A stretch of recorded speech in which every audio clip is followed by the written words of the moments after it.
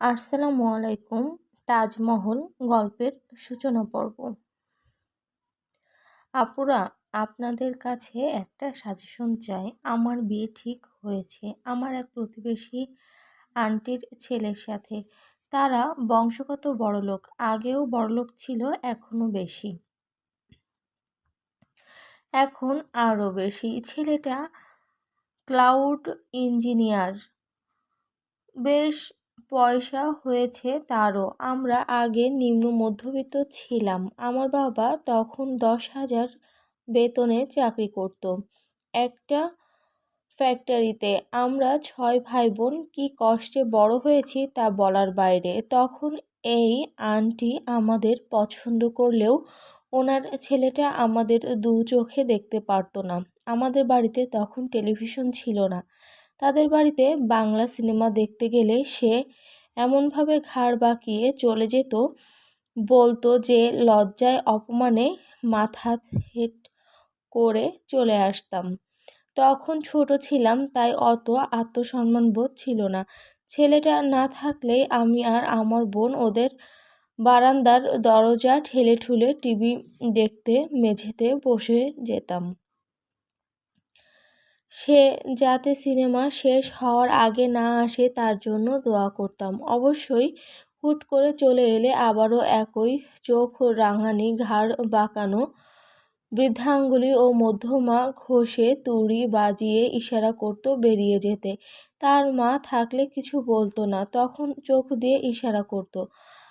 আপনাদের কাছে বিষয়টা কেমন মনে হচ্ছে জানি না, কিন্তু ছেলেবেলায় ওই সব আমার আত্মসম্মানে না লাগলেও এখন এই কথাগুলো মনে পড়লে আমার ভীষণ আত্মসম্মানে লাগে। এই ব্যাপারগুলোকে কেউ দয়া করে রোমান্টিসাইজ করবেন না। মোটেও এসবের পর্যায়ে পড়ে না এই ব্যাপারগুলো। আমরা গরিব বলে সব সময় নিচু নজরে দেখতো ছেলেটা। আরেকটা ঘটনা বলি। একবার আম্মা পিঠা বানাচ্ছিল তাদের বাড়িতে। পিঠাগুলোকে চট্টগ্রামের ভাষায় গুড়া পিঠা বলা হয়।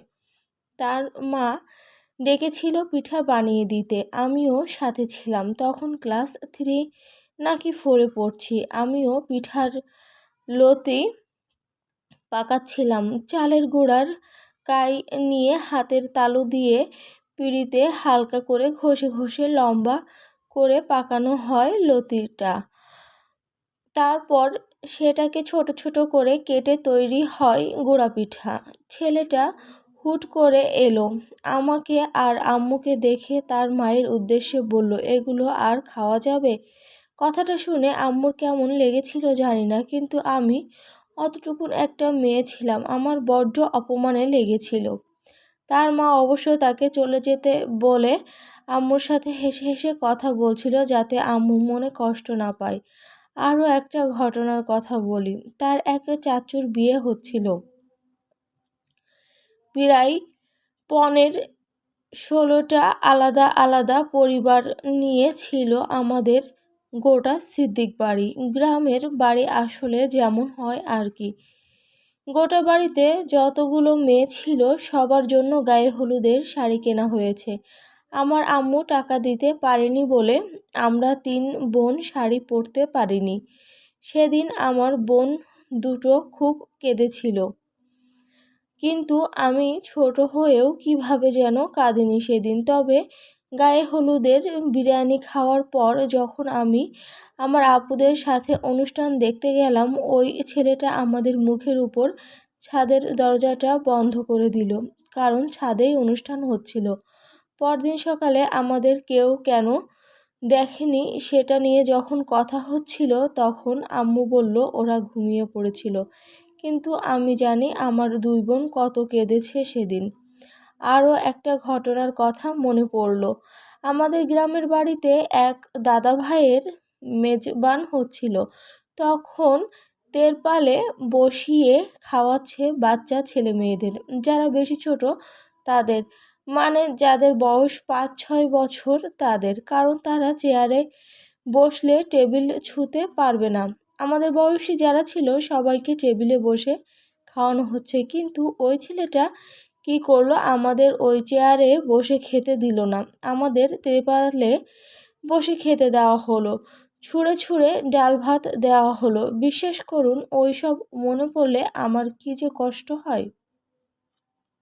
এখন অবশ্য আমরা আর্থিকভাবে সচ্ছল।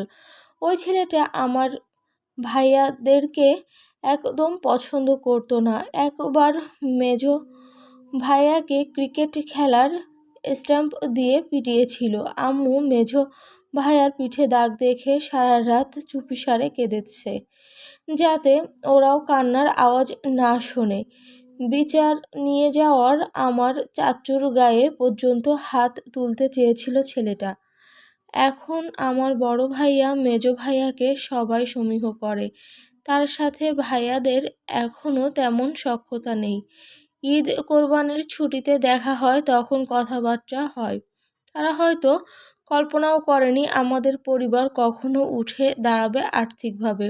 আসলে অভাব অনটন আমাদের মানুষ চিনিয়ে দিয়েছে, কিন্তু এখন যেই পরিস্থিতিতে দাঁড়িয়ে আছি, আমি জানি না কি করব। গোটা সিদ্দিক বাড়ির মানুষই অবাক হয়ে আছে কিভাবে আমাকে ওই বাড়ির মানুষ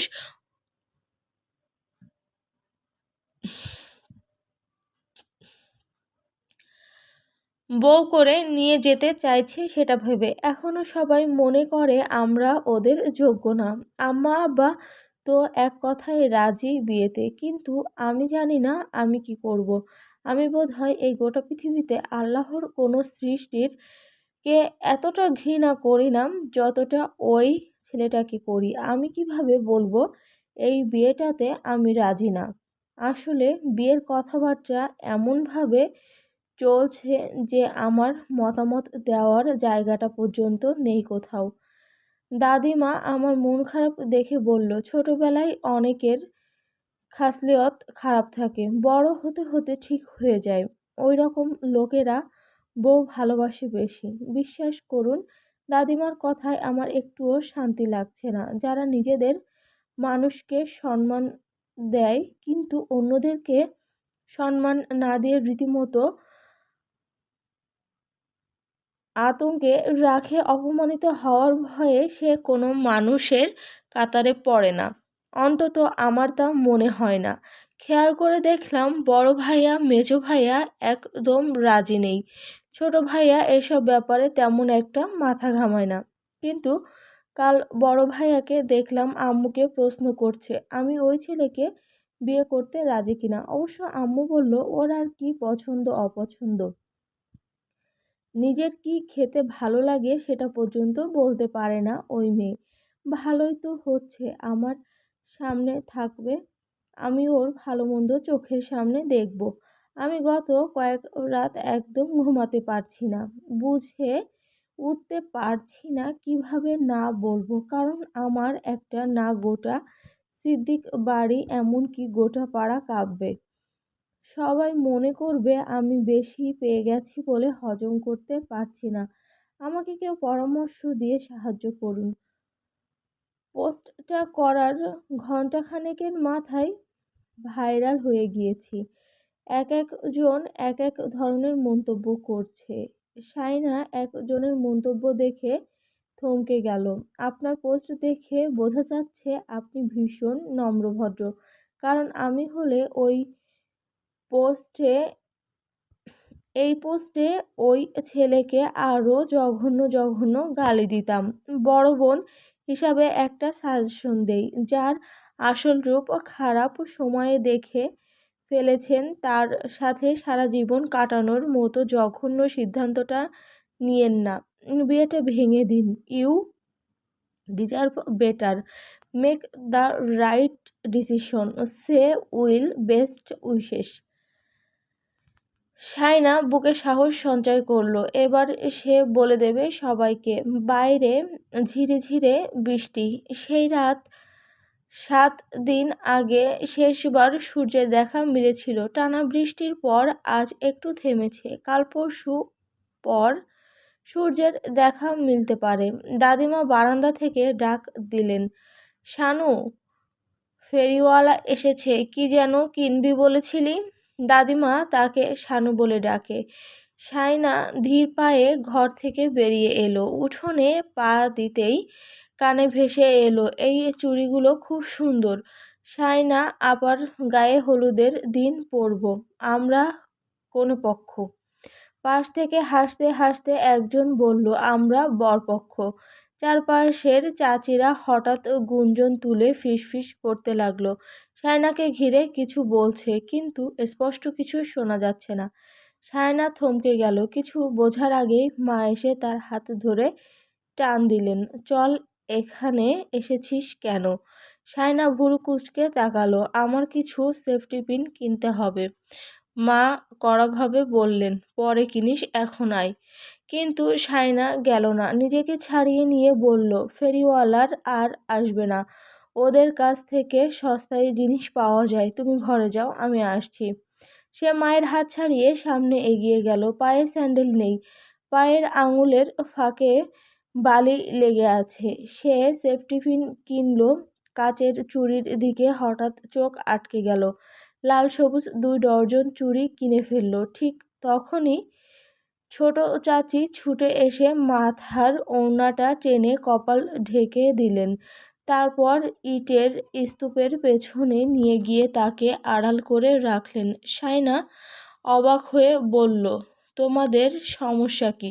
চাচি বলল, ওই বাড়ির লোকজন এসেছে ঢাকা থেকে। তুই ওদের বাড়ির বউ হয়ে যাচ্ছিস না? এভাবে দেখলে তোকে নিয়ে নানান কথা রটাবে। পায়ে স্যান্ডেলটা অবধি দিসনি। কি বেকুব মেয়ে তুই! শায়না চাচির হাত থেকে এক ঝটকায় নিজেকে ছাড়িয়ে নিয়ে বলল, ফেরিওয়ালাকে টাকা দিতে হবে। চাচি আঁচলে মুখ চাপা দিয়ে হাই হাই করে উঠল।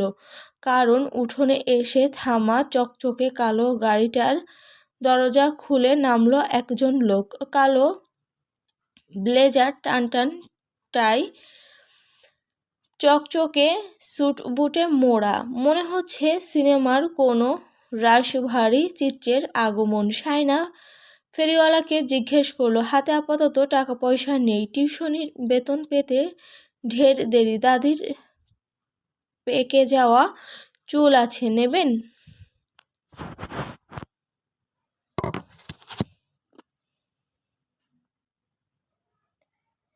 তোর আক্কেল জ্ঞান হবে কবে? তুই দেখছিস গাড়ি এসে থেমেছে, তুই ঘরে চলে আসবি না? ফেরিওয়ালার সামনে তর্ক করছিলি চুল নিয়ে, লজ্জা শরম নেই তোর? আমার যখন বিয়ে ঠিক হয়েছে তখন আমি মানুষের সামনেই যেতাম না লজ্জায়। আর তুই যার সাথে বিয়ে ঠিক হয়েছে তার সামনে দাঁড়িয়ে ফেরিওয়ালার সামনে তর্ক করছিস? ওরা এখন কি মনে করবে? ছেলেটা তোর দিকে কেমন করে তাকিয়েছে তুই দেখেছিস? মনে মনে হয়তো ভেবেছিল কোন ফকিন্নিকে বিয়ে করতে যাচ্ছে আল্লাহ জানে। মা শাহিদা বেগম মুরগিকে খাওয়াতে খাওয়াতে বকবক করছেন। দাদিমা মায়ের কথা শুনে হেসে বললেন, তোমার মেয়ে এমনি এমনি দাঁড়িয়ে থাকেনি, তারে দেখার জন্য দাঁড়িয়েছিল। কতদিন পর দেখলো। শায়না ব্যঙ্গ করে বলল, কতদিন পর দেখলো? তোমরা এসব ভাবো কি করে? তোমরা যে আমাকে বিয়ে দিচ্ছ, আমি রাজি আছি কিনা জিজ্ঞেস করেছো একবারও? মা মুরগির খাবারের বাকিটা ধপ করে রেখে চলে গেল, যেন কথাটা কানে তোলার মতোই নয়। দাদিমা হাসতে হাসতে মোড়া ছেড়ে দাঁড়ালেন। বয়স হয়েছে ওনার, তবুও তিনি কর্মঠ। মাকে অনেক কাজে সাহায্য করেন। ওনার এতগুলো ছেলের বউ থাকতেও উনি বড় বউয়ের কাছে থাকার জন্য পাগল। অবশ্য বউ শাশুড়ির মধ্যে দিনের ভেতর হাজারবার ঝগড়া হয়, আবার মিটমাট হতেও বেশিক্ষণ সময় লাগে না। তিনি দাঁত খেলিয়ে হেসে শায়নাকে বললেন, তোরে ইঞ্জিনিয়ার সাব কিছু কিনে দেয় নাই? শায়না আকাশ থেকে পড়ল। পাগল নাকি? পাগলের কি আছে? বউকে জিনিস কিনে দেবে না তো কাকে দেবে? শায়না রাগত স্বরে বলল, ফালতু কথা বলবে না। বিয়েতে আমি মত দিয়েছি তোমরা আমাকে যার তার সাথে বিয়ে দেবে, আর আমি ধেই ধেই করে বিয়ে করে নেব নাকি? মানুষ অমানুষ দেখবে না? টাকা দেখলেই সব কটা পাগল হয়ে গেছে। শোনো, আমি লেখাপড়া শেষ করে চাকরি করব, তারপর বিয়ে। তোমার পুতের বউকে থামাও বলো, তোমার পুতের বউকে থামতে বলো। কয়েকদিন পর পর তোমাদের এসব নাটক আমার ভালো লাগে না। দাদিমা হাসতে লাগলেন। তোর দুই বোনকে টাকা দেখে বিয়ে দিছি না, ভালো মানুষ দেখেই দিয়েছি। আমার বেলায় ভালো মানুষ চোখে পড়ে না? আমাকে জাহান্নামে ঠেলে দেওয়ার ধান্দা সবার। মা রান্নাঘর থেকে বেরিয়ে এসে বললেন, আস্তে কথা বলো, মানুষ শুনবে। বৃষ্টি থামছে, ভেজা কাপড়গুলো বের করে দে রশিতে। আর আজ তুই আর সামনের উঠোনে বের হবি না। যদি বের হোস তোর ঠ্যাং কেটে রেখে দেব আমি। বৃষ্টি আবার শুরু হবে কিছুক্ষণ পর। কাপড় একবার বের করো, আর একবার তোলো। কাপড় নিয়ে এত ডিউটি করতে পারবো না। মা কোমরে এক হাত চেপে একরাশ ক্ষোভ নিয়ে তার দিকে চেয়ে রইল। দাদিমাকে বলল, এই মেয়ে কি তেড়ামো শুরু করেছে দেখেছেন আম্মা? তোমার মেয়ে তোমার মতোই হইছে। মা তেলে বেগুনে জ্বলে উঠে বলল, দেখলি, দোষ করবি তোরা, আর তোর জাত গোষ্ঠী কথা শোনায় আমাকে। দাদিমার কপাল কুঁচকে গেল। তুমি ভালো কথাকেও ঝগড়ার দিকে টেনে নিয়ে যাও কেন? মা ভেতরে চলে গেলেন। সাইনা দাদিমাকে বলল, যাও ভেতরে গিয়ে জোরসে একটা ঝামেলা লাগাও। তোমাদের বউ শাশুড়ির কাজই তো সেটা। বলে সে পুকুর ঘাটে নেমে পাটা ধুয়ে নিতে লাগলো। ঘাট থেকে উঠতেই চাচাতো ভাই বোনরা তাকে ঘিরে ধরলো, সবার হাতে চকোলেট। সায়না বলল, কার পকেট মারা হয়েছে? মেজো চাচার মেয়ে সাঞ্জু বলল, দুলাভাই দিয়েছে। সায়না ভাবল বড় আপারা আসছে। সে খুশি হয়ে জানতে চাইল, দুলাভাই আসছে? তোমার দুলাভাই না, আমাদের দুলাভাই। সায়না কিছুক্ষণ চেয়ে রইল চুপচাপ। দুদিন আগে তাদের বাড়ির পেছনে গাছ কাটা হয়েছিল। সেখান থেকে ফুল গাছের একটা লাকড়ি নিতেই সবাই ভোঁদড়। ছোট চাচার ছেলে ইমরান বেশি দূর যেতে পারল না। তার বয়স 4 হবে। সায়না তাকে ধরে তার হাত থেকে অর্ধেক চকলেট মুখে নিয়ে নিল। সাথে সাথে সে মাটিতে গড়াগড়ি খেতে লাগলো। তার কান্নার আওয়াজ শুনে সবাই ছুটে এলো।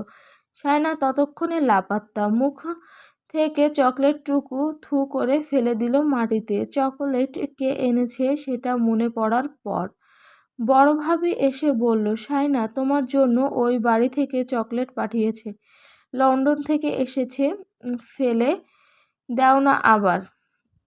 সায়না চুপ করে রইল। বড় আপা আর মেজো আপার ছেলে মেয়ে আসুক, ওদের দিয়ে দেবে সব। বড় ভাবির কোলে 1.5 বছরের একটা বাচ্চা ছেলে, ওটা সায়নার কলিজা। ভাবি শহুরে মেয়ে, সবাই প্রথম প্রথম শহর থেকে বউ এনেছে। এই মেয়ে এত বড় পরিবারে মানিয়ে নিতে পারবে না, আলাদা হয়ে যাবে। কিন্তু তেমন কিছু হয়নি। মা ভাইয়াকে আলাদা থাকতে বললেও ভাবি রাজি হয়নি। অবশ্য মেজো ভাইয়া বিয়ে করলে মা আলাদা করেই দেবে। বাড়িটা ওভাবেই তুলেছে বাবা, যাতে 3 বউ একসাথে না থাকতে চাইলে আলাদা রান্নাবান্না করে খেতে পারে। বিকেলে বড় আপা আর মেজো আপা এলো। সায়না 6 ভাই বোন, সবার ছোট।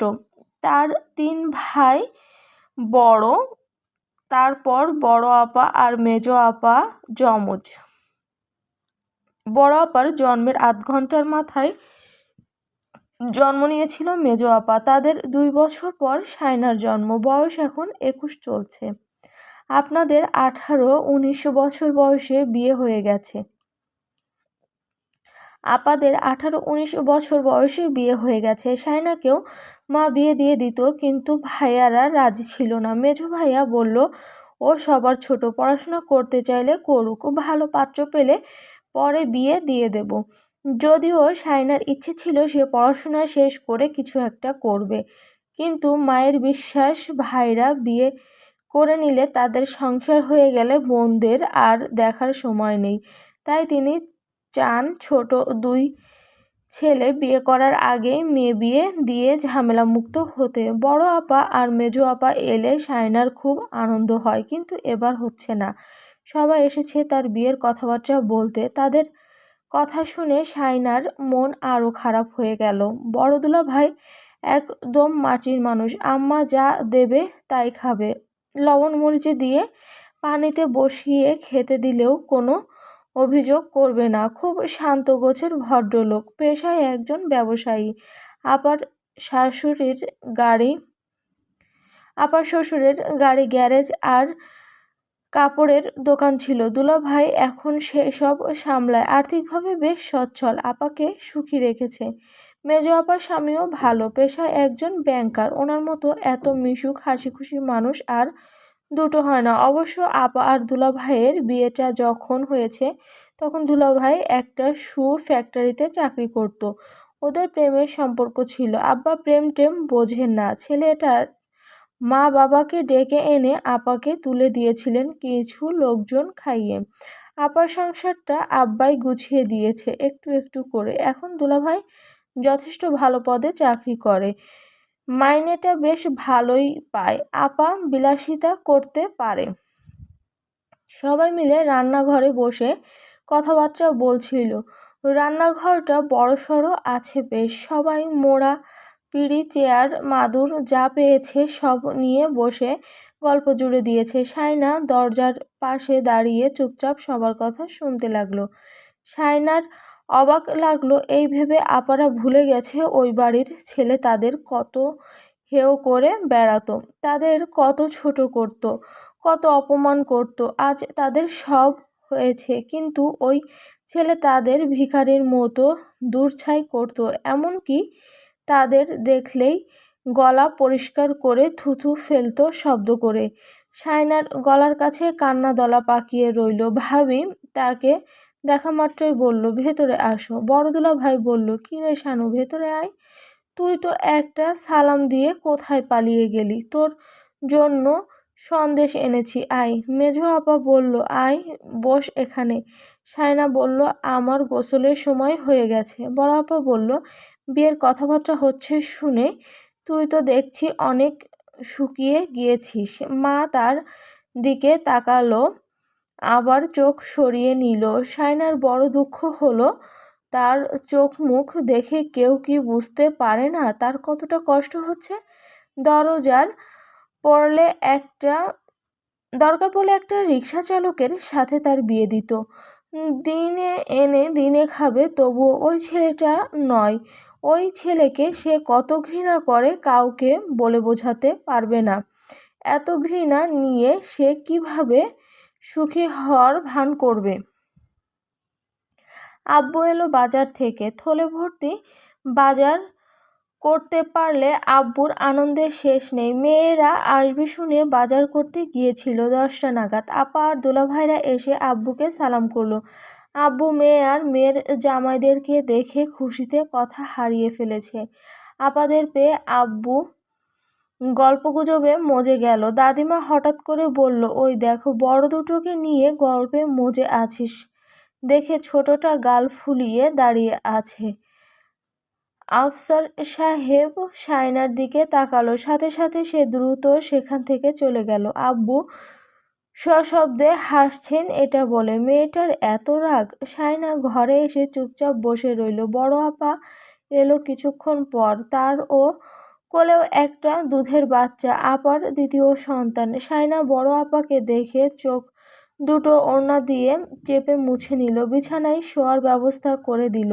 আপা বাচ্চাকে নিয়ে বিছানায় শুয়ে পড়ল। বাবু বুকের দুধ খাচ্ছে। শায়না ফ্যানটা ছেড়ে দিল। আপা তার দিকে তাকিয়ে আছে। শায়না আলনা থেকে কাপড় চোপড় নিয়ে বাথরুমে ঢুকতে যাবে, ঠিক তখনই আপা বলল, তুই নাকি গাইগুই করছিস বিয়ে নিয়ে? শায়না ঘাড় ঘুরিয়ে তাকালো। বড় বোনের প্রশ্নে হয়তো একটু প্রশ্রয় পেয়েছে। বলতে লাগলো, জেনে শুনে আগুন ফেলে দিচ্ছ তোমরা আমাকে। তোমরা রাজি না হলে কথাবার্তা এতদূর এগোতো না। বড় আপা একটা চাপা দীর্ঘশ্বাস ফেলে বলল, বড় আম্মা তোকে চেয়ে বসেছে, আম্মা না করবে কিভাবে? বড় আম্মা কি সারা জীবন বেঁচে থাকবে? আমি সংসার বড় আম্মার সাথে করব? তোমরা জানো না ওই লোকটা আর খাসলত কেমন, মানুষকে 2 পয়সার মূল্য দেয় না, নিজেকে একটা কিছু মনে করে। ছোটবেলায় আমাদের সাথে কত কি করেছে সবাই ভুলে গিয়েছো?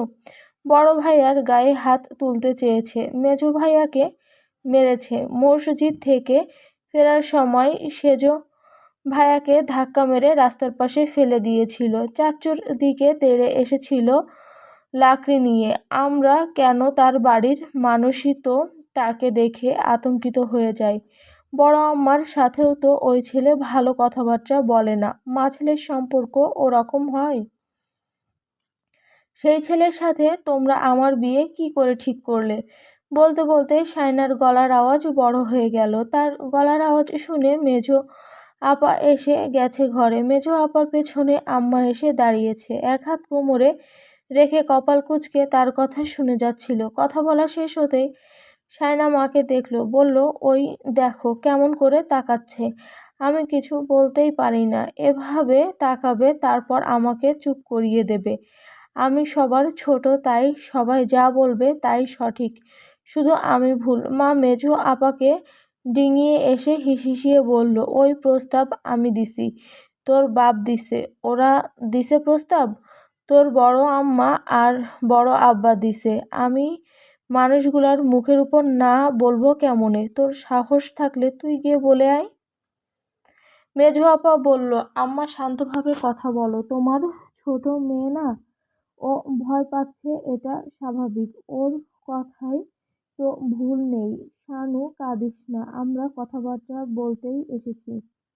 শায়না ঝাড়ি মেরে বলল, বিয়ে ভাঙার জন্য তো আসো নাই, আরও পাকাপোক্তভাবে কথা বলার জন্য আসছো সবাই। কে আসতে বলেছে তোমাদের? আমাকে নিয়ে তোমাদের এত মাথা ঘামাতে কেন? কে বলেছে দিতে? দিন এনে দিন খাওয়া এরকম কারোর সাথে বিয়ে দাও দরকার পড়লে, তবুও আমি ওই ছেলেটাকে বিয়ে করব না। দরকার পড়লে বিয়ে না করে বুড়ি হব, তবুও করব না। বোঝা হয়ে গেলে বের করে দাও বাড়ি থেকে, গার্মেন্টসে চাকরি করে খাবো। আম্মা এসে গালে ঠাস করে চড় বসিয়ে দিল। শায়না ফুঁপিয়ে উঠল। মেঝো আপাকে আম্মা মেঝো আপা আম্মাকে টেনে নিয়ে বেরিয়ে গেল ঘর থেকে। শায়না বড় আপার সামনে দাঁড়িয়ে কাঁদতে লাগলো, তারপর তার টেবিলের ওপর রাখা চকলেট বক্সগুলো ফেলে দিল ছুঁড়ে। আপা বলল, শান্ত হ, এভাবে রাগ দেখালে কিছু সমাধান হবে না। আম্মা এলো, কানের পাশে ওড়না গুজতে গুজতে বলল, আমি কি জানি না ওই ছেলে কেমন? আমি তো সব জানি, কিন্তু এখন মানা কেমনে করতাম? মানা করলে কি করবে জানিস? জানিস? শায়না প্রশ্ন করলো, কি করবে? মেরে ফেলবে আমাকে? মা তার মাথায় হাতের ঠুসা মেরে বলল, তাবিজ করে বিয়ে আটকে রাখবে, জীবনেও আর তোর বিয়ে হতে দেবে না, বিয়ে হলেও তাবিজ করে মেরে ফেলবে, এভাবে চাইলে দিয়ে দিতে হয়, বুঝেছিস? দুনিয়াদারির হিসাব বুঝিস তুই? দুনিয়ায় আমি আগে আসছি নাকি তুই? শায়না অবাক হয়ে তাকিয়ে রইল মায়ের দিকে, জেনে শুনে ওরকম একটা ছেলের হাতে তাকে তুলে দিচ্ছে, এটা জেনেও যে তারা তাবিজ করার মতো লোক। তাবিজ করবে? হ্যাঁ করবে। এখন যদি বলি মেয়ে দেব না তোমাদের ছেলেকে, তাহলে তাবিজ করবে, তোর বাপ চাচার সাথে নানান ঝামেলা বাঁধবে। কবরস্থানের জমি নিয়ে এমনিতেই হাজারটা ঝামেলা চলতেছে তোর বাপ ভাইয়ের সাথে, আবার এখন যদি আমরা বেঁকে বসি, ওরা তোর বাপ ভাইকে কুপিয়ে মারবে। তাই তুই আমার ছেলেগুলোকে মেরে ফেলতে চাস? শায়না শক্ত হয়ে দাঁড়িয়ে রইল। বড় আপা বলল, আম্মা ওকে এসব বলো না, তুমি এমনিতেই একটু ভীতু, তাবিজ করা এত সহজ না, যাও এখন এখান থেকে। শানু, তুই গোসল করে নে। শায়না সাহস সঞ্চয় করে বলল, এই বিয়ে যদি করতে হয় তাহলে আমি গলায় ফাঁস দেব। বলেই মাকে কিছু বলতে না দিয়ে বাথরুমে ঢুকে পড়ল সে। দুপুরে খাবার টেবিলে দুলাভাই আর ভাইদের সাথে খেতে বসে গেল শায়না। খেতে খেতে বড় দুলাভাই বললেন, আমরা চা আর ভাতের দাওয়াত পেয়েছি আশরাফ, বড় ভাইয়া চোখ তুলে তাকালো, জানতে চাইলো কোথায়। মেজো দুলাভাই বললেন, আপনাদের নতুন কুটুম বাড়িতে। বড় ভাইয়া আলতো হাসলেন। মেজো ভাইয়া গম্ভীর মুখে তাকালো শায়নার দিকে। কি রে, তুই শুকনো ভাত খাচ্ছিস কেন? তোমার বোন অন্য চিন্তায় ডুবে গেছে আনিস। বড় দুলাভাইয়ের দিকে চট করে তাকালো শায়না। দুলাভাই হেসে উঠে বললেন, আচ্ছা খা তুই, আমি আর কিছু বলছি না। বাবা দুলাভাইদের উদ্দেশ্যে বললেন, জামিল, ইমতিয়াজ, শোনো তোমরা, আমার ছোট মেয়ের বিয়ে আমি অনেক বড় করে দেব, গোটা এলাকাবাসী দেখবে। তোমাদের যাকে যাকে বলার দরকার বলে দিও। ভাইয়ারা আছে তাই শায়না কিছু বলল না। শায়নার ছোট ভাই শাওন বলল, ওরা কাবিন কতটুকু দিচ্ছে? আফসার সাহেব বললেন, আমি 15 লাখ বলেছি। এর কম হবে না। 1000 বৈরাতি, 4 পদ ফার্নিচার। ওরা ফার্নিচার চায়নি। আমার মেয়ে ওদের পালঙ্কে ঘুমাবে কেন?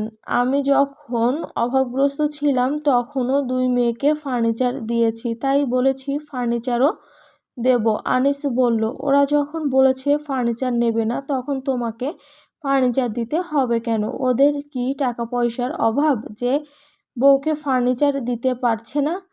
বড় আপা বলে উঠল, আরে না, সব আছে। আমি বড় আম্মার সাথে দেখা করতে গেলাম না, তখন বড় আম্মা আমাকে শায়নার রুমটা দেখালো, ওখানে ফার্নিচার দিয়ে ঠাসা। আব্বু শুধু শুধু বাড়াবাড়ি করতেছে, ফার্নিচার না দিলে চলবে। এটা যখন আমাদের শেষ বিয়ে তখন আত্মীয় স্বজনকে ভালো করে খাইয়ে দাও ফার্নিচারের টাকাটা দিয়ে। আফসার সাহেব বললেন, পরে ওরা যদি আমার মেয়েকে খোঁচা দেয়, না থাক, না চাইলেও দেব। আনিসের সোজা কথাবার্তার মানুষ কাটকাট গলায় বলল, তোমাদের মতো মানুষের জন্য অন্যদের বাধ্য হয়ে এসব দিতে হয় মেয়ের শ্বশুরবাড়িতে। যখন ওরা বলেছে কিছু লাগবে না তখন তোমাকে দিতে হবে কেন জোর করে? না দিতে বলছিস? শাওন বলল, হ্যাঁ, দিও না। ওই টাকা আমাকে দিয়ে দাও, বাইক কিনবো। বড় ভাইয়া ধমকে উঠল, তোকে আর খুঁজে পাওয়া যাবে বাইক দিলে? আনিস বলল, ওর কথা কানে নেওয়ার দরকার নেই, জরুরি কথার সময় ফালতু কথা বলবি না শাওন। শাওন অবাক হয়ে বলল, আমি তো দেখছি কোনো কথাই বলতে পারবি না। দুজনের মধ্যে কথা কাটাকাটি লেগে গেল। বড় ভাইয়া ধমকে উঠলেন, তোদের সমস্যা কি? আনিস চুপচাপ খেতে লাগলো। ওদের কথাবার্তার মাঝে শায়না ভাতটুকুই ভালো করে খেতে পারল না। বিকেলে ওই বাড়িতে চায়ের দাওয়াত পেয়েছে আপা আর দুলাভাইরা। শায়নাদের বাড়িটার পর তার মেজো চাচার বাড়িটা, তার পাশে সাদা রঙের যেই 4 তলা বড় বাড়িটা, তার নাম কলতান নিবাস। কিছুক্ষণ আগে বড় ভাইয়া আর আব্বাকে ডেকে নিয়ে গিয়েছেন তানজিন সিদ্দিকী। শায়না দাদির পাশে জায়নামাজে বসা ছিল, আসরের নামাজ আদায় করছিল। মেজো আপা আসা মাত্র দাদিমা জিজ্ঞেস করলো, কি কথাবার্তা হচ্ছে রে? মেজো আপা বলল, ওরা শানুকে মনে হয় নিশান দেওয়ার কথা বলতেছে। কখন? কাল। শায়না জায়নামাজ থেকে উঠে গেল, মাথার হিজাব খুলতে খুলতে রান্নাঘরে গিয়ে সাজিদা বেগমকে বলল, আম্মু আব্বুকে বলো আমি বিয়েটা করতে পারবো না, আমি কোনো নিশান নেব না। শাহিদা বেগম গরুর মাংসে মশলা মাখাচ্ছে সরিষার তেল দিয়ে। মাটির চুলায় দাউ দাউ করে আগুন জ্বলছে। গ্যাসের চুলায় হালকা পাতলা রান্না হলেও বড় পাতিলের রান্নাবান্না আম্মা মাটির চুলায় করে। ভাতের মাড় টকবক করছে ভাতের ডেকচিতে। আম্মা তার দিকে বিরক্তি চোখে তাকালো। তোর বাপকে গিয়ে বল, আমাকে বলছিস কেন? শায়না মায়ের পাশে পিঁড়িতে বসে পড়ল। মিনমিন করে বলতে লাগলো, সে বিয়েটা করবে না, এই বিয়েতে সে সুখী হবে না। মা চুপচাপ কাজ করছেন। বড় আপা আর মেজো আপা কাটাকুটি ধোয়া বাছার কাজ করে দিয়েছে। আপারা এলে শায়নাকে কাজ করতে হয় না। শাহিদা বেগম চুপচাপ কাজ করতে লাগলেন, কোনো জবাব দিলেন না। সায়না একটা সময় মায়ের হাত ধরে ফেললো। আম্মু, আব্বুকে একটু বলো আমি ওই লোকটাকে পছন্দ করি না, আমার ঘেন্না লাগে। মা হাতটা ছাড়িয়ে নিয়ে উল্টো পিঠ দিয়ে কষে একটা চড় বসিয়ে দিল। সায়না গালে হাত চেপে বসে রইল। চোখ থেকে টপ টপ করে জল পড়তে লাগলো। কিছুক্ষণ শক্ত হয়ে বসে থাকার পর সে পা বাড়ালো ঘরের দিকে। দরজা বন্ধ করতেই বড় আম্মার গলার আওয়াজ শোনা গেল। আশরাফের মা, কই মেহমানের? আজকে আমার বাড়িতে দাওয়াত না, তুমি রান্না করতেছো কার জন্য? বলতে বলতে রান্নাঘরে চলে এলো। সাথে করে কাকে নিয়ে এসেছে কে জানে। কিছুক্ষণ পর শাহিদা বেগম এর গলা শোনা গেল। বসতে বলো ভাবি, আমার চা নাস্তা রেডি আছে। না না, ওরা খেয়ে আসতেছে, তাড়াহুড়া করো না, আমাদের বউকে ডাক দাও, ওকে দেখতে চাচ্ছে। কতবার এলো এখানে, ওকে নাকি কখনো খেয়াল করেনি। সায়না বুঝে ফেললো বড় আম্মার ভাইয়ের বউ এসেছে। শাহিদা বেগম মেহমানকে বসার ঘরে বসিয়ে দরজা ধাক্কালো। আল্লাহর ওয়াস্তে একটু দরজাটা খোল, একটু ওদের সামনে যা, শুনতে পাচ্ছিস শানু? সায়না দরজা খুলল। মা বলল, আল্লাহ চোখ মুখ ফুলিয়ে ফেলেছে কেঁদে কেটে। আমি ওদের কি বলবো এখন? তুই আমার মান সম্মান রাখবি না? মুখে পানি দে, তারপর একটু পাউডার দে, মাথার কাপড় দিয়ে আয়, তাড়াতাড়ি আয়। শাহিদা বেগম চা নাস্তা নিয়ে গেল, গল্প জুড়ে দিল। দরজা ধাক্কার শব্দে সায়না দরজা খুলে দিল। সাথে সাথে দেখলো বড় আম্মা দাঁড়িয়ে আছে। সায়না একটু ভড়কে গেল। বড় আম্মা হেসে বলল, শাশুড়ি ডাকার ভয়ে লজ্জা পেয়ে লুকিয়ে লুকিয়ে থাকছিস নাকি? আয়, এত সাজগোজ করতে হবে না তোকে, একটু দেখবে। সায়নাকে নিয়ে গেল বড় আম্মা রওশনারা। সায়নাকে দেখে ওনার ভাইয়ের বউ 1000 টাকা হাতে গুঁজে দিল। বলল, হয়েছে, দেখে ফেলেছি বউ, জোড়া গাঁথার দিন আমি থাকবো না, তাই আগেভাগে দেখে চলে যাচ্ছি। তাজদারকে বলতে পারবো তোমার বউ দেখে যাচ্ছি। রাগটা করে লাভ নেই, তাহলে আসি আপা। শাহিদা বেগম বললেন, আর একটু বসেন না। না না, আমার বাড়িতেও মেহমান এসে বসে আছে, চলে যেতে হবে বলেই তিনি সায়নার থুতনি ধরলেন। আমি আসি আম্মু, তুমি তাজদারের সাথে যাবে আর কি আমাদের বাড়িতে? এখন দাওয়াত করে ফেললাম, আমি বিয়েতে থাকবো, কাল থাকতে পারবো না বলে চলে যাচ্ছি। সায়নার মাথায় হাত বুলিয়ে দিয়ে তিনি বেরিয়ে গেলেন। এত ভালো মিষ্টি ব্যবহার দেখে সায়নার মন কিছুক্ষণের জন্য ভালো হয়ে গেল। শাহিদা বেগম হাসি মুখে কিছু দূর এগিয়ে দিল তাদের, তারপর ঘরে ঢুকে বলল, সবাই কত হাসি খুশি এই বিয়ে নিয়ে, তুই এসবে জল ঢেলে দিবি? সায়না চুপ করে রইল। সে সিদ্ধান্ত নিয়ে ফেলেছে আর কাউকে কিচ্ছু বলবে না, সোজা ওই লোকটাকে বলবে, তারপর তার গায়ের জ্বালা অপমানের শোধ নেওয়া হবে, তখন সে সন্তুষ্ট হবে। এর আগে তার শান্তি নেই। কাল নিশান পড়াতে এলে সে বলবেই। অর্ধেক রাত অবধি দুই বাড়ির মধ্যে আনাগোনা চলল। সিদ্ধান্ত নেওয়া হলো বর কনের বাপ চাচা ফুপা খালুরা সবাই উপস্থিত থাকবে আর সমাজের কিছু মান্যগণ্য লোক থাকবে। বরপক্ষ নিশান হিসাবে মেয়েকে আংটি আর একটা চেইন দেবে। আরও অনেক কথাবার্তা চলল সারা রাত। সায়না কানও দেয়নি, সরে সরে থেকেছে। রাতারাতি বাজার সদাইয়ের লিস্ট নিয়ে মেজো ভাইয়া আর ছোট ভাইয়া বাজারে চলে গিয়েছে। গোটা রাত সায়না একটুও ঘুমায়নি, মাথা ব্যথা করছিল খুব। টেনশন করলে তার মাথা ব্যথা হয়, খিদে চলে যায়, ঘুম হয় না। মাথার তালু গরম হয়ে গিয়েছিল। সে নারিকেল তেল ঢেলে চুবিয়ে রেখেছে চুলগুলো, তবুও ঘুম আসেনি।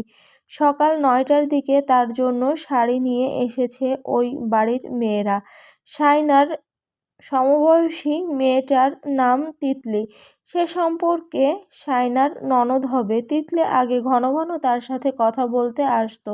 বিয়ের কথাবার্তা শুরু হওয়ার পর থেকে সেও আসা যাওয়া কমিয়ে দিয়েছে। সায়নাকে লজ্জায় ফেলতে চাইনি বলে হয়তো। সে শাড়িটা রেখে বলল, পার্লারের মেয়ে আসবে সাজানোর জন্য। চাচিমা ওদের এখানে আসতে বলবো নাকি আমাদের বাড়িতে? কারণ আমরাও সাজগোজ করব, আমার ভাবিরাও করবে।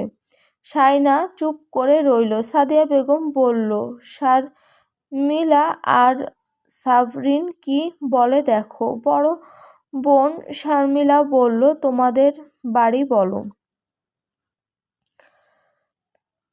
তোমাদের বাড়ির বউ, তোমাদের সিদ্ধান্ত। মেজ বোন সাবরিন হেসে বলল, আমাকেও শাস্তি দিলে আমার বোনকে ছাড়তে রাজি আছি। তিতলি বলল, টাকা তো ভাইয়া দেবে, সমস্যা নেই। তাহলে আমরা শাইনাকে নিয়ে যাচ্ছি। শাইনা শর্ত দিল, বাড়ির পেছনে দিয়ে যাব, সামনে দিয়ে যাব না। তিতলি হেসে বলল, ওকে। পেছনের মানুষ আরও বেশি বলেই সে ফিক করে হাসল। শাইনা গোসল করেই বসেছিল। তিতলি তাকে নিয়ে গেল কলতান নিবাসের পেছন দিয়ে। বউ এসেছে, বউ এসেছে, বর পড়ে গেল। বাচ্চাগুলো এভাবে বলে বলে চিল্লাচিল্লি করছে। বড় আম্মা এসে বলল, মুখ এমন শুকনো কেন? কিছু খাসনি? শায়না বলল, খেয়েছি। বড় আম্মার মেজো মেয়ে তাসনুফা এলো। সে একটু গুরুগম্ভীর, অনেকটা অহংকারীও। মানুষের সাথে কম মেশে, ভাইয়ের চাইতে কম না। সে মেজো আপার সমবয়সী, চট্টগ্রাম বিশ্ববিদ্যালয়ে পড়ছে। ভাইয়ের বিয়ের পর তারও বিয়ে। শায়নাকে আপাদমস্তক দেখে নিয়ে বলল, ফেসিয়াল করা নেই? শায়না সাথে সাথে জবাব দিল না। ফেসিয়াল করলে আমার ব্রণ হয়, লোকাল পার্লারে করালে ব্রণ তো হবেই। এখন সাজ বসবে? বড় আম্মা বলল, আজ তো হালকা করে সাজবে। তাসনুভা সাথে সাথে বলল, একটা গ্লাসি লুক আনার জন্যই তো ফেসিয়াল করা লাগে আম্মু। যা বোঝো না তা নিয়ে কথা বলো না। তিতলি বলল, আমি ওকে নিয়ে যাচ্ছি, তোমরা বকবক করো। সে তার ঘরে নিয়ে গেল শায়নাকে। হেয়ার ড্রায়ার দিয়ে বলল, চুল শুকিয়ে নাও। শায়না চুল শুকিয়ে নিল। পার্লারের মেয়েরা এসে তাদের কাজ শুরু করে দিল। শায়নার শাড়ির রং পেঁয়াজি রঙের, তাসনুফার পছন্দের।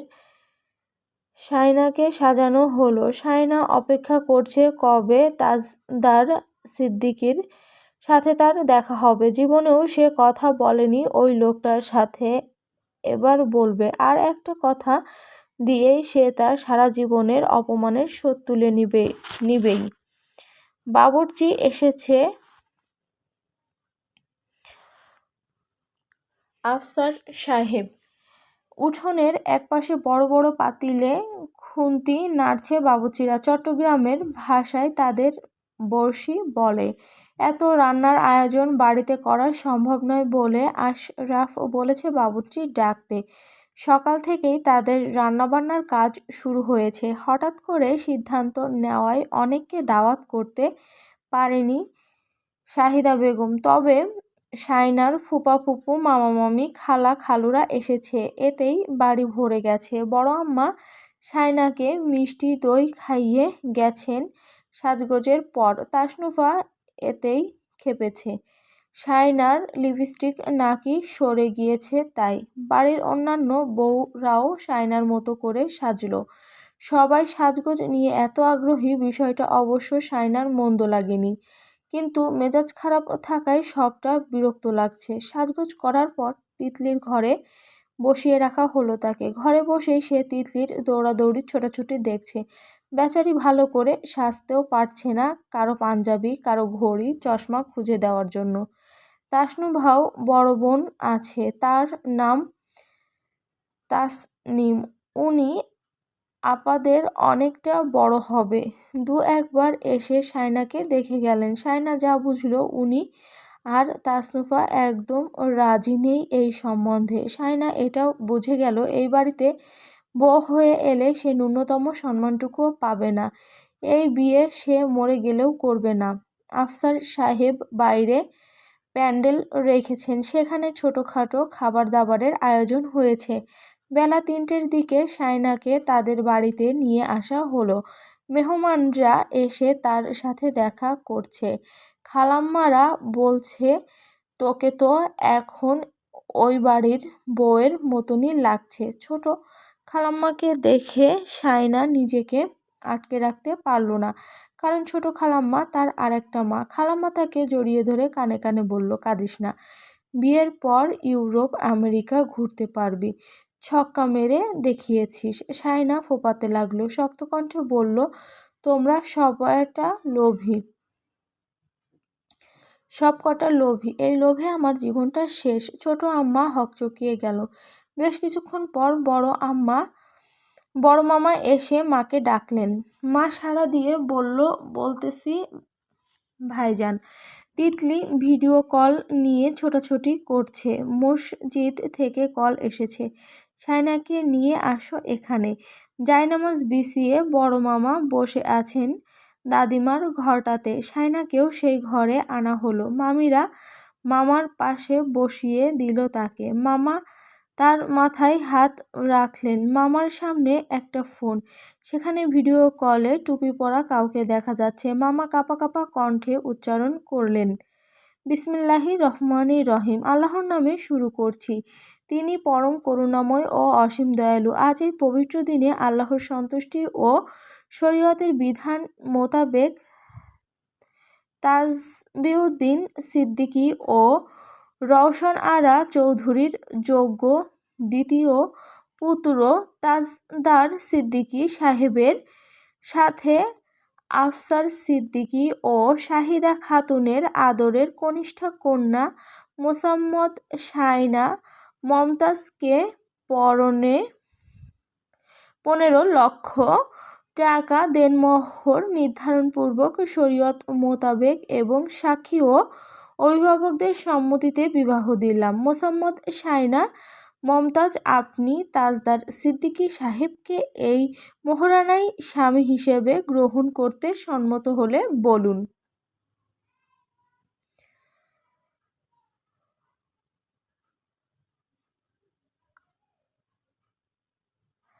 বিসমিল্লাহ, আলহামদুলিল্লাহ, কবুল। শায়না ভিডিও কলটার দিকে তাকিয়ে আছে, যদিও তাকে দেখা যাচ্ছে না। সেখানে শুধু বড় মামাকে দেখা যাচ্ছে। ভিডিও কলে কাজী,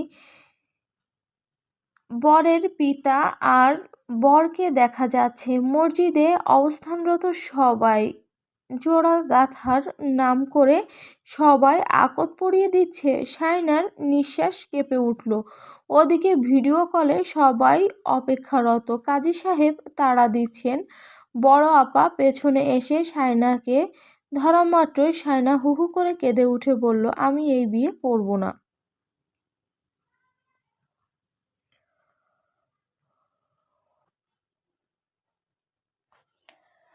আমি করব না এই বিয়ে, আমাকে ঘরে যেতে দাও। আজ নিশান পড়াবে বলেছিল, আমাকে মিথ্যে বলেছে সবাই, বলে শায়না কাঁদতে লাগলো। সবাই বিষয়টা এমনভাবে নিল যেন বাপের বাড়ির মায়া ছাড়তে হচ্ছে বলেই সে কাঁদছে। অথচ বিয়েটা অন্য একটা অপছন্দের মানুষকে কবুল বলার চাইতে শায়নার কাছে মৃত্যুটা অনেক সহজ ছিল। কিন্তু তার পাঁচটা ভাই বোন, মা বাবা, নিজের দাদিমা, ফুপুরা, এমনকি খালাম্মারা কেউ তার মনের কষ্টটা বোঝার চেষ্টা করল না।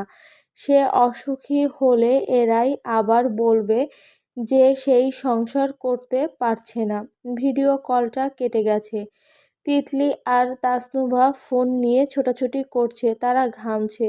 বোঝাই যাচ্ছে ওপাশ থেকে তাদের বাপ ভাই তাদের বকছে। শায়না তিতলির কথা শুনতে পেল। সে মুখ গোমড়া করে বলল, আমি কি জানি, আমাকে বকছো কেন? আম্মা এসেছে, নাও কথা বলো। তিতলি তার মাকে ফোনটা দিল।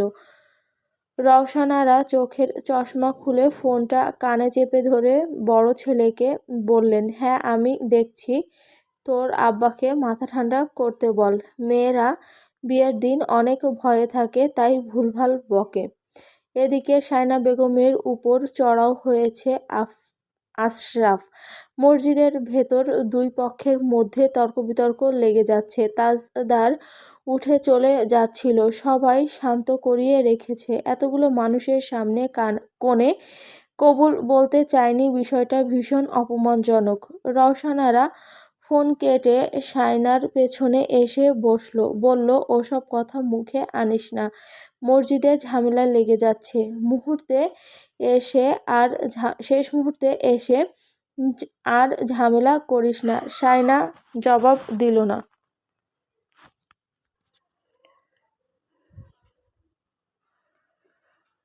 রওশনারা ফোন কেটে শায়নার পেছনে এসে বসল, বলল, ওসব কথা মুখে আনিস না, মসজিদে ঝামেলা লেগে গেছে। শেষ মুহূর্তে এসে আর ঝামেলা করিস না। শায়না জবাব দিল না। তিতলি ভিডিও কলটা আবারও বড় মামার সামনে রাখল। সেখানে রওশনারার বড় ছেলে রায়ান, সাদা পাঞ্জাবি, টুপি পরা। বড় মামাকে বলল, এদিকে ঝামেলা হয়ে যাচ্ছে, একটু তাড়াতাড়ি করুন মামা। বড় মামা আশ্বাস দিলেন, ও সবার আদরের তো, একটু কান্নাকাটি করছে, সমস্যা নেই, সবাইকে শান্ত থাকতে বলো। শর্মিলা ঘরের বাইরে দাঁড়িয়ে ফোনে কাকে যেন বলছে। কিছু হতে না হতেই সবার মাথা গরম হয়ে যায় কেন?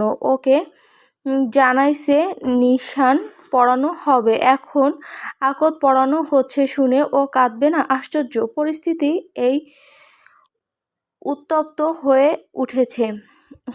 খুব উত্তপ্ত হয়ে উঠেছে। তাসনুভা এসে টিস্যু দিয়ে আলতো করে শায়নার চোখের পানি মুছে দিল। রওশনারা পিঠে হাত বুলিয়ে দিতে দিতে বললেন, এরকম ভরা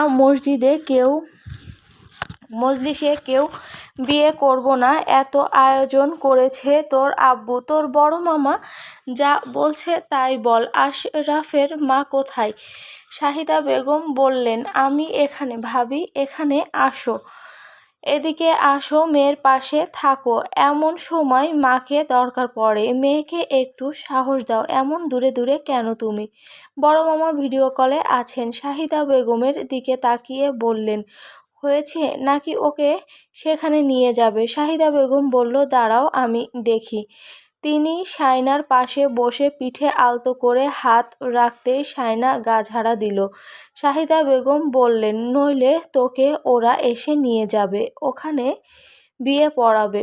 সেখানে কিন্তু সবাই বাপের বাড়ি শ্বশুর বাড়ির পুরুষ মানুষ থাকবে, সবার সামনে কবুল বলতে হবে। শায়না ফোঁপাতে লাগলো। বড় মামা বললেন, আচ্ছা, ওকে আর জোরাজোরি করিস না। আশরাফ আর রায়হান আসতেছে বোধ হয়। আশরাফ সম্মতি নিয়ে মসজিদে চলে যাবে। শায়নার বুক ধড়ফড়িয়ে উঠল। ভাইয়ার সামনে তাকে কবুল বলতেই হবে। তার কান্নার বেগ আরও বাড়ল। কেউ তাকে রাজি করাতে পারল না। শাহিদা বেগম বলল, তাহলে তোর ভাই ভাসুরের সামনে বলিস কবুল। পৃথিবীতে নিখাত ভালো মানুষ আছে, তোকে অনেক জায়গায় বিয়ে দিলে ওখানে সুখে থাকবি, সেটা কেউ বলতে পারবে? হতেও তো পারে তুই এই বিয়েতে আরও বেশি সুখী হবি। আর কিছু বলবো না তোকে, তোর বড় ভাইয়ের সামনে বলিস এবার। আশরাফ এসে সবার উপর গর্জন শুরু করে দিল, সমস্যা কি এখানে? তোমাদের কোনো কাজ সুষ্ঠুভাবে সম্পন্ন হয়েছে এখনো? সবাই বের হও ঘর থেকে, আমি সম্মতি নিয়ে চলে যাব। রায়হান শান্তভাবে বলল, সবাই একটু ঘরটা খালি করে দিন। দুলাভাই আসেন। বোনের জামাই আর দুই ভাই ঘরে প্রবেশ করল। মহিলারা ঘরের বাইরে পা রাখল। আশরাফ বসল শায়নার এক পাশে, অন্য পাশে বড় মামা আছেন, ওই বাড়ির জামাইও আছে, শায়নার বড় দুলাভাইও এসেছে। রায়ান কাবিননামাটা এগিয়ে দিল। আশরাফের হাতে ফোন। ভিডিও কল চালু হতেই বড় মামা ইজাব পেশ করলেন। আশরাফ ভারী গলায় বলল, সবাই অপেক্ষা করে আছে, বলো। বড় মামা বললেন, মোসাম্মদ শায়না মুমতাজ, আপনি তাসদার সিদ্দিকী সাহেবকে এই মোহরানায় স্বামী হিসাবে গ্রহণ করতে সম্মত হলে বলুন বিসমিল্লাহ। শায়না মুখের উপর ঘোমটা টেনে দিয়েছিল, তাসনুভা মাথাটা নিচু করে রাখা, চোখের জলে তার কোলে রাখা হাতটা ভিজে যাচ্ছে। আশরাফ আবারও তাড়া দিল। শাইনার নিঃশ্বাস আটকে রেখে বলল, বিসমিল্লাহ। বড় মামা বললেন, আলহামদুলিল্লাহ কবুল। শাইনার কণ্ঠ ক্ষীণ হয়ে এলো। সে সশব্দে কেঁদে উঠে বলল, আলহামদুলিল্লাহ কবুল, বিসমিল্লাহ, আলহামদুলিল্লাহ কবুল, বিসমিল্লাহ, আলহামদুলিল্লাহ কবুল। তার কান্নার বেগ আরও বাড়ল। তার কান্না দেখে বাইরে দাঁড়িয়ে থাকা মহিলারাও চুপ হয়ে আছে। আশরাফও চুপচাপ হয়ে গেছে। শাইনা গা দুলিয়ে কাঁদতে লাগলো। বড় মামা আবারও বললেন। শাইনা কাঁদতে কাঁদতে শেষবারের মতো কবুল বলল। সবাই একসাথে আলহামদুলিল্লাহ আলহামদুলিল্লাহ বলে উঠল। ফোনের ওপাশে সবাই আলহামদুলিল্লাহ বলল। ভিডিও কলটা কেটে দেওয়া হলো। তারপর আশরাফ কাবিননামাটা এগিয়ে দিয়ে কোথায় কোথায় সাইন করবে তা দেখিয়ে দিল। শাইনার হাতে থাকা টিস্যু পেপারটা ভিজে গিয়েছে। বড় দুলাভাই তাকে আরেকটা টিস্যু দিল। চোখের পানিতে ভেজা হাতটা মুছে নিল শাইনা। রায়হান কলম বাড়িয়ে দিল। ভিডিও ক্যামেরা অন করলো। শাইনার হাত কাঁপছে।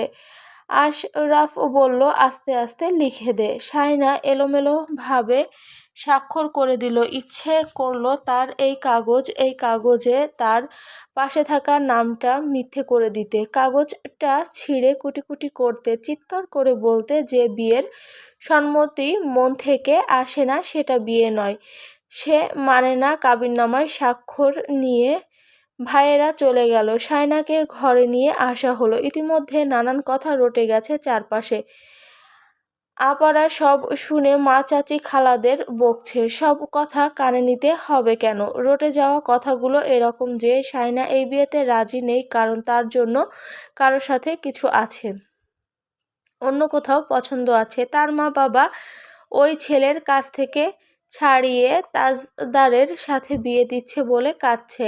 আরও হাজারটা কথা। নইলে তাজদারের মতো ছেলেকে বিয়ে করতে এত অনীহা থাকবে কেন? তাজদার এর চেয়ে আরও ভালো ঘরের মেয়ে আনতে পারত। আরও বড়লোক, আরও স্মার্ট, আরও সুন্দরী শিক্ষিত মেয়ে ডিজার্ভ করে সে। তিতলির ফুপুরা শাইনার ফুপুদের কথা শোনাচ্ছে। তাজদারকে কত বড় খানদানি পরিবারের শিক্ষিত সুন্দরী মেয়ে দিতে বলেছিল।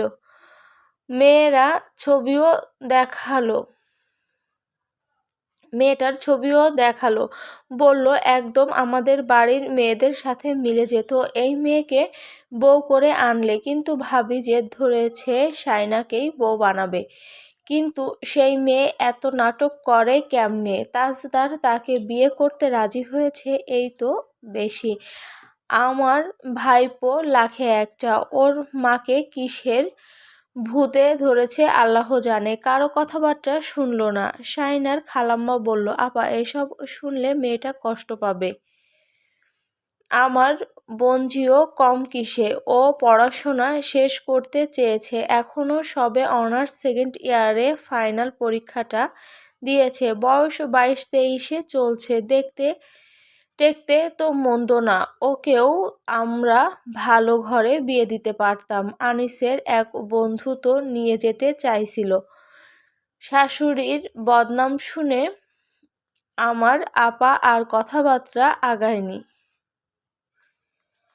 ভালো ঘরে দিতে পারতেন আপনাদের মেয়েকে, কিন্তু তাজদারের মতো ছেলে পেতেন না। আপনারা তর্ক করতে পারবেন, কিন্তু সত্যি সত্যি থাক আপা, কথা বাড়ালে কথা বাড়বে। বিয়ে যখন হয়ে গেছে তখন আর কথা না বাড়ানোই ভালো। সব শুনে গা জ্বালা করছিল শাইনার। ঘরে যেতে না যেতেই সে ঘোমটা খুলে ছুঁড়ে ফেললো। টাজ সব মুছে ফেলতে লাগলো। বড় ফুপু বলল, কি করছিস? অনুষ্ঠান তো বাকি আছে এখনো, সাজ নষ্ট করছিস কেন? শাইনা চেঁচিয়ে উঠে বলল, সবাই বের হও আমার ঘর থেকে, বের হও বলছি। আর কোনো অনুষ্ঠানে আমি থাকবো না। মা বললেন, তাহলে ওরকম পাগলের মতো যাস জামাইয়ের সামনে। তোর বাপ ভাই ওর বাপ ভাইয়ের হাতে তোকে তুলে দেবে না, জামাইয়ের হাতে তুলে দেবে না। তুই শাড়ি খুললি কেন? শাইনা অগ্নিতুল্য হয়ে বলল, কারোর সামনে যাব না আমি, তোমাদের আমি কখনো ক্ষমা করব না। আম্মা, আমার জীবনটা শেষ করে দিলে সবাই মিলে। আমি তোমাদের শান্তি দেব না। আল্লাহ আমাকে মেরে ফেলুক। এই বাড়ির মেয়ে হয়ে জন্ম নিয়েই ভুল করেছি আমি। লোভীর গোষ্ঠী। শাহিদা বেগম নিজেকে সামলে নিয়ে চলে গেলেন ঘর থেকে। রান্নাঘরে গিয়ে চোখ মুছতে লাগলেন। শারমিলা বলল, তোমরা মা মেয়ে এবার থামো। তুমি কেন কাঁদতেছো আবার? কেন মা মেয়ে খারাপ চাই? কোনো মা মেয়ের খারাপ চাই? ওই মেয়ে কি বলছে শুনতে পাচ্ছিস না? সাবরিন বলল, আশ্চর্য, ওর কষ্ট লাগতেছে, ও বলবে না? তোমাকে যে সব কানে তুলতে হবে কেন? আকদের খোরমা, খেজুর, মিষ্টি আর নাস্তার প্যাকেট চলে এসেছে। শাওন আর আনিস সব গাড়ি থেকে নামিয়ে বাড়িতে ভেতরে পা রাখলো। তাসনুভা আর তিতলি দাঁড়িয়ে কথাবার্তা বলছে। শায়না সাজ নষ্ট করে দিয়েছে শুনে তাসনুভার মেজাজ খারাপ হয়ে গেছে। এখনো একটা কাপলপুক তোলা হয়নি। এটা কোন আকদের অনুষ্ঠান হলো? শাওন আর আনিসকে দেখা মাত্রই তাসনুভা বলল, আনিস ভাই, আপনারা কি ফটোগ্রাফার ঠিক করেছেন? আনিস বলল, শাওনকে জিজ্ঞেস করো। শাওন বলল, তৌসিফ ভাই করছে। তৌসিফ তিতলির চাচার ছেলে। তিতলি খুশি হয়ে বলল, তাহলে কিছুক্ষণ পর আসবে বোধহয়। কিন্তু শায়না তো সাজগোজ নষ্ট করে ফেলেছে। আনিস বলল, ছবি ভিডিও বিয়ের সময় হবে, এখন দরকার নেই। তাসনুভা অবাক হয়ে বলল, দরকার নেই মানে? 12,000 টাকা দিয়ে সাজিয়েছি। কেন তাহলে? ভাইয়ার টাকাগুলো নষ্ট করার কি দরকার ছিল? শাওন বলল, আমাদের বলে লাভ কি? তোমাদের বাড়ির বউ কেন সাজ নষ্ট করলো সেটা আমরা কি করে জানবো? তাসনুভা হনহনিয়ে চলে গেল। শাওন আর আনিস খোরমা, খেজুর আর মিষ্টি বিলি করলো। মসজিদে কি কি হয়েছে সব ফুপু খালাকে বলতে লাগলো। শায়নার শ্বশুর, চাচা শ্বশুর, ফুপু শ্বশুররা রেগে গিয়েছিল ও না বলাই, তাজদারও উঠে গিয়েছিল, ইত্যাদি ইত্যাদি। মহিলাদের খাওয়া দাওয়া শেষ হয়ে গিয়েছিল যদিও, কিন্তু দেরি হওয়াতেই সবাই আকত পরিয়ে ফেলার তাড়া দেখিয়েছিল। তাই বরের লোকজন খাওয়া দাওয়া হয়নি। যারা খাওয়া দাওয়া করেনি তারা খেয়ে দেয়ে উঠোনে একটা বৈঠকে বসলো। বিয়ের অনুষ্ঠান কখন হবে, কিভাবে হবে সব নিয়ে বিস্তারিত আলাপ আলোচনা চলল। তাসজিদ সিদ্দিকী প্রস্তাব দিলেন, ছেলে মেয়ের গায়ে হলুদের অনুষ্ঠান একসাথে হবে, যেহেতু এক বাড়িতেই হচ্ছে। এতে অনুষ্ঠানও সুন্দর হবে, টাকা পয়সাও দুই পক্ষের বেঁচে যাবে। প্রস্তাবটা সবার পছন্দ হয়েছে। ফটোগ্রাফারও চলে এলো কিছুক্ষণের মধ্যে। পড়ন্ত বিকেলে আউটডোর ফটোগ্রাফি করার পরিকল্পনা ছিল তাসনুভার, কিন্তু বর কনে দুজনেই বেঁকে বসে আছে। ভাইয়া মসজিদ থেকে সোজা ঘরে গিয়ে ঘুমাচ্ছে। তার বউও গোসল দিয়ে সালোয়ার কামিজ পরে ফ্যান ছেড়ে গায়ে কাঁথা জড়িয়ে কপাল কুঁচকে ঘুমাচ্ছে।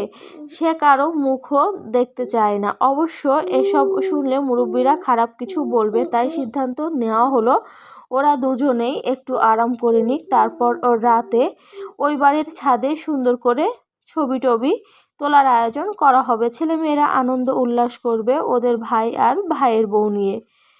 শায়নাকে শাড়িটা পরিয়ে সাদামাটা ভাবে সাজিয়ে দেবে তাসনুভা। শায়না বেঘোরে ঘুমাচ্ছিল। মা তাকে ডেকে তুলল। খালি পেটে শুধু ঘুমালে হবে? ঘুম থেকে উঠে শায়না আবিষ্কার করলো সে আর এই বাড়ির মেয়ে নেই। এরা সবাই মিলে তাকে পর করে দিয়েছে। মা তার জন্য ভাত নিয়ে এলো। আকদের অনুষ্ঠানেও আব্বা চমৎকার আয়োজন করেছেন। মাংস দিয়ে ভাত মেখে লোকমা তুলে শাহিদা বেগম বললেন, আংটিটা পরানো হয়নি, ওরা নাকি ওদের ছাদে আয়োজন করতেছে। না করিস না, এই দিনগুলো আর ফিরে পাবি না। পায়নামা লোকমা শায়না লোকমা মুখে নিয়ে চুপ করে রইল। গলার কাছে কিছু একটা আটকে আছে। ভাতের এত দাম? শাহিদা বেগম হাঁ করে চেয়ে রইল। শায়না লোকমা মুখে রেখে একটু একটু ফোঁপাতে লাগলো। চোখের জল ভরে উঠতে লাগলো। বাপের বাড়ির ভাত ফুরিয়ে যাচ্ছিল তার জন্য যে তাকে এভাবে বিয়ে দিতে হলো। এর চেয়ে তো বিষ দিলে ভালো ছিল। শাহিদা বেগম বললেন, মুখে ভাত নিয়ে কাঁদতে নাই। তুই এরকম ঘুমাচ্ছিস শুনে মানুষ এক এক কথা বলতেছে। আকদের পর বর বউয়ের এখনো চেহারা দেখাদেখি হয়নি। বরের হাতে কেউ বউ তুলে দেয়নি। কি আশ্চর্যের কথা। শায়না ভাতটা চিবিয়ে বলল, ওই মুখ আমি দেখতেও চাই না। আমার হাত কারো হাতে তুলে দিতে হবে না। আমাকে ভালো রাখার জন্য আমি যথেষ্ট। ওইসব মানুষ আমার অসুখের কারণ হবে আরও। আর খাবো না, যাও। শাহিদা বেগম আর জেদাজেদি করলেন না, চুপচাপ চলে গেলেন। কিছুক্ষণ পর তিতলি এসে বলল, শায়না তোমাকে আপু সাজিয়ে দেবে, মুখটুক ধুয়ে ফ্রেশ হয়ে নাও। শায়না বিছানা থেকেই নামলো না অনেকক্ষণ। মুখটা ফুলে গেছে। কিছুক্ষণ পর বিছানা থেকে নামলো। মুখে ঘন ঘন পানির ঝাপটা দিল। বড় আপা, মেঝো আপা, ভাবি, চাচিরা সবাই শাড়ি টাড়ি পরে প্রস্তুত। তাসনুভা এসে সানাইকে শাড়ি পরিয়ে দিল। সে আর কোনো হ্যাঁ না করলো না। সাজানোর পর তিতলি, তাসনুভা আর তাদের কাজিনরা এসে সানায়াকে নিয়ে বেরিয়ে গেল। নতুন বউ যেভাবে বাড়িতে প্রবেশ করে, সানায়ার পা রাখার সময় সেই সব আয়োজন করে বাড়িতে প্রবেশ করানো হলো। শায়না গম্ভীর মুখে দাঁড়িয়ে রইল চুপচাপ। শাওন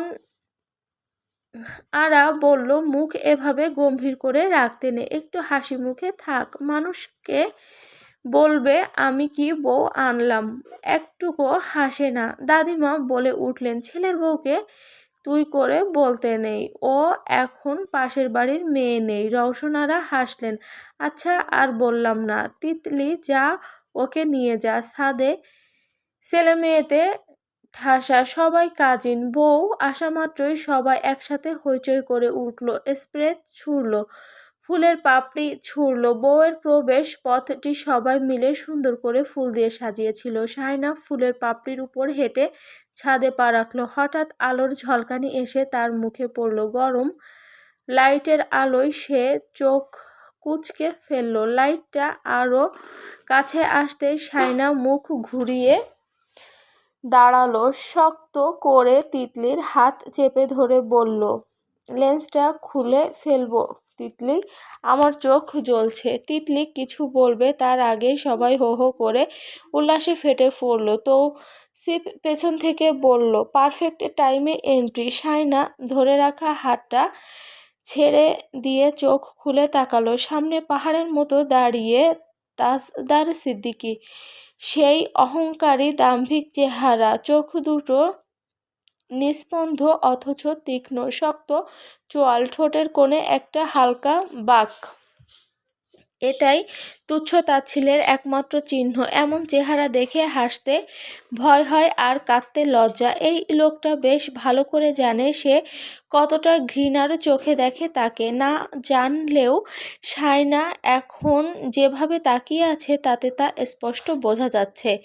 সে সব যন্ত্রণা ভুলে গেছে এক লহমায়। তার চোখে মুখে তখন বিস্ময়ের চেয়ে বেশি ক্ষোভ, কারণ সামনে দাঁড়িয়ে থাকা লোকটাই তার জীবনের বড় যন্ত্রণা। চোখের যন্ত্রণা অনেকটা কম এর কাছে। ফটোগ্রাফার সাথে সাথে কয়েকটা ক্লিক করলো। তাজদার সিদ্দিকী চোখ ঘুরে গেল। তাকে আর আপাদেরকে যেভাবে আঙ্গুল তুলে ইশারায় বেরিয়ে যেতে বলল টিভির ঘর থেকে, ঠিক সেভাবে একই ভঙ্গিমায় একই আঙ্গুল তুলে সাথে সাথে ভারী গলায় আদেশ ঝাড়ল ক্যামেরাম্যানের উপর, ক্যামেরা অফ। আগে পারমিশন নেবে ছবি তোলার জন্য, রেডি কিনা। এই তিতলি, এদিকে আয়, লেন্স খুলে দে। তিতলি ছুটে এলো, শায়নাকে বলল, লেন্সে প্রবলেম হচ্ছে। শায়নার চোখ অসম্ভব জ্বলছে, তবুও সে শক্ত কণ্ঠে বলল, না।